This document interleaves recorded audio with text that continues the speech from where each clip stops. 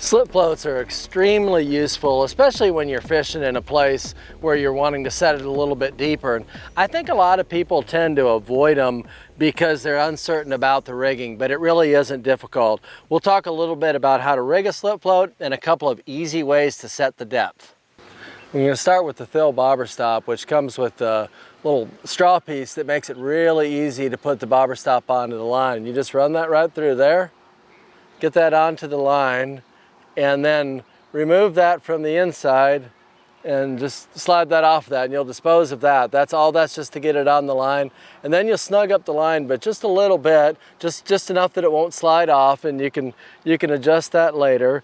The next step is to add a bead, and that bead is to keep the float from going further up than the line that it needs to. It catches it. So you slide the bead on next, and then add the slip float itself. Make sure you're going top to bottom.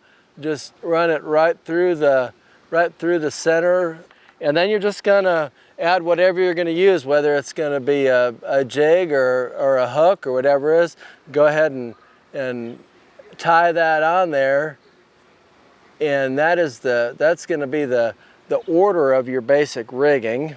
So those are your pieces, and then you're gonna trim these tag ends a little bit so that you can cast easily, and then when you tighten it up, you just set the bobber stop to whatever depth you want to fish. When you put it into place, it's only going to slide up to there, and your bobber is set, and that's the depth that you're going to be fishing.